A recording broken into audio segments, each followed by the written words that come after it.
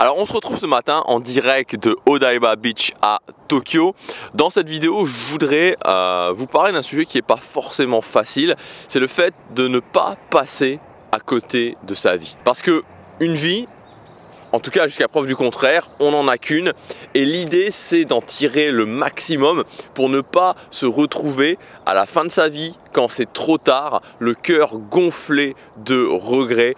Parce que on sait qu'on n'a pas fait ce qui était important pour nous, on sait qu'on n'a pas fait au final les choses qu'on devait faire et qu'on est passé à côté, sauf qu'à ce moment-là, il sera trop tard. Alors, je voudrais illustrer ça par un commentaire que j'ai reçu il y a quelques temps sur une vidéo. Juste avant, je voudrais vous dire que si vous êtes pour cette année 2020, quelqu'un d'ambitieux, quelqu'un d'extrêmement ambitieux, restez bien jusqu'à la fin de la vidéo.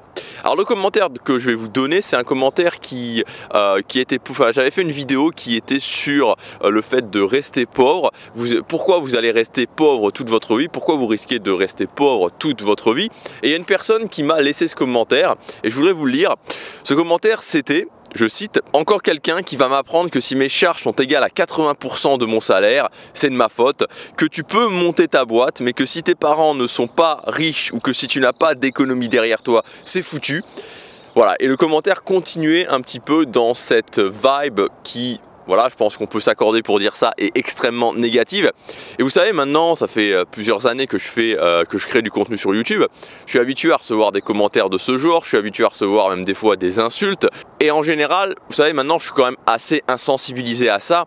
Mais quand j'ai lu ce commentaire, j'ai ressenti vraiment au fond de moi de la peine, franchement, de la tristesse par rapport à cette négativité et par rapport au fait que si cette personne-là, mais évidemment c'est pas un cas isolé, continue comme ça, il allait littéralement passer à côté de sa vie. Et ça m'a donné envie de vous faire cette vidéo pour justement vous donner 3 actions précises à prendre dès aujourd'hui pour ne pas passer à côté de votre vie. La première chose, c'est de comprendre que on a tous vécu ça à un moment donné dans notre vie, d'avoir envie de détester le monde, d'avoir envie de détester les gens autour de nous, de détester tout ce qui se trouvait autour de nous. Et peut-être que quand je vous dis ça, vous allez me dire « Ok, mais c'est qui ce connard pour me dire ça? Il est ici, il est à Tokyo, il vit à Tokyo, il a un salaire par mois à 5 chiffres. Comment il peut se permettre de me dire ça? Comment il peut se permettre de me dire que lui aussi, il a détesté le monde ?»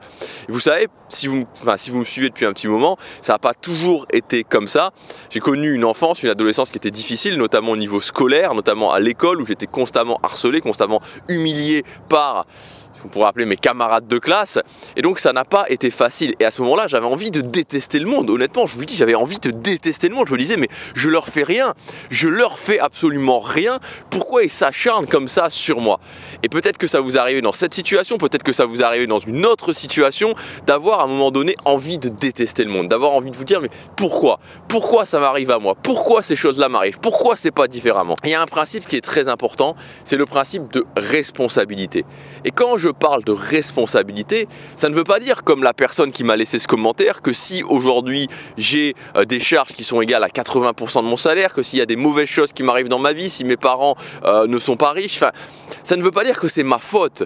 Le principe d'une responsabilité ne veut pas dire que c'est ma faute. Ce n'était pas ma faute en soi si les gens me harcelaient, m'humiliaient à l'école. Ce n'était pas ma faute. La responsabilité, ce n'est pas de se juger. Ce n'est pas de se dire « oui, c'est ma faute, je suis qu'une merde, je n'y arriverai jamais ». Ce n'est pas ça. Le principe de responsabilité, c'est de comprendre que dans la vie, il y a la plupart des choses qui vont vous arriver, la plupart des choses qui vont nous arriver, qui ne sont pas sous notre contrôle. Il y a plein d'événements qui peuvent arriver, on a plein de cartes qui sont distribuées à la naissance, nos parents, nos aptitudes, nos talents, et puis ce qui va se passer ensuite dans notre vie, les éventuelles mauvaises nouvelles qui peuvent nous arriver, on se fait virer, notre copain, notre copine, notre mari, notre femme nous lâche. Tout ça n'est pas sous notre contrôle. Ce n'est pas nous qui prenons les décisions, ce n'est pas nous qui décidons ce qui allons nous arriver.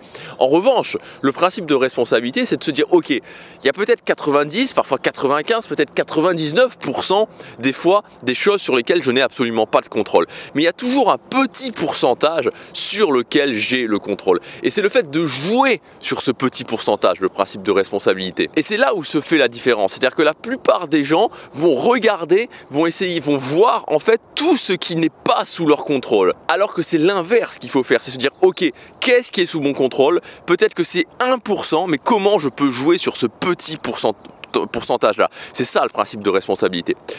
Donc premièrement, prendre la responsabilité. Deuxièmement, trouver un chemin. Quand vous êtes dans une situation, quand vous avez un problème, trouvez un chemin. Vous savez, moi j'aime bien voir les problèmes des fois comme on est dans un gouffre en fait, et pour sortir de ce gouffre, il faut à un moment donné trouver un moyen de sortir de ce gouffre. Peut-être qu'il y a une corde cachée que je ne vois pas, peut-être qu'il y a un passage un petit peu plus simple que je peux trouver. Il y a toujours une solution. Si j'ai pas d'argent, si je suis célibataire, si mes copains, mes camarades en tout cas me harcèlent à l'école, si mes collègues ne me respectent pas, si je n'ai pas un physique qui me plaît, que j'ai essayé plein de régimes et que ça n'a pas fonctionné. Il y a toujours une solution.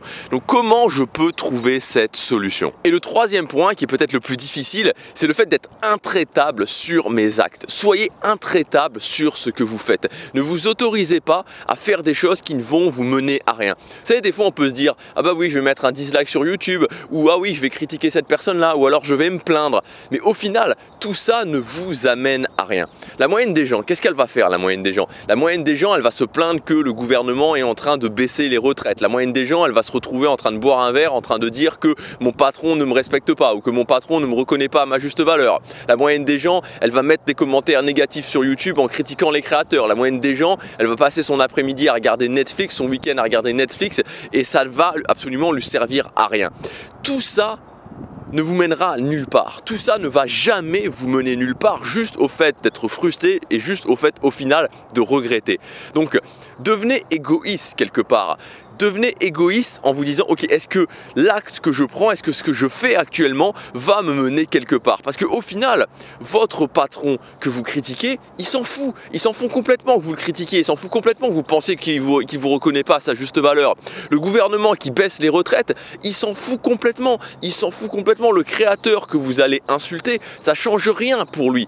Donc devenez un égoïste et dites-vous ok, comment je prends des actions qui me mène là où je veux et j'arrête de perdre mon temps, mon argent, mon énergie dans des actions qui ne me servent strictement à rien. Donc premièrement, je prends la responsabilité. Deuxièmement, j'essaie de trouver des solutions. Et troisièmement, je deviens intraitable sur mes actes pour faire en sorte que mes actes au quotidien me servent. Voilà ce que je voulais vous dire. Voilà les trois grands principes selon moi pour ne pas passer à côté de sa vie. Maintenant, je voudrais vous parler de quelque chose de très spécial. Alors peut-être que ça ne va pas vous intéresser. Honnêtement, ce n'est pas quelque chose qui s'adresse à tout le monde. Comme je vous ai dit en début de vidéo, c'est vraiment si aujourd'hui vous êtes quelqu'un de très ambitieux, que vous avez beaucoup d'ambition pour vos objectifs pour cette année 2020. J'ai ouvert simplement pour aujourd'hui et demain un mentorat avec moi.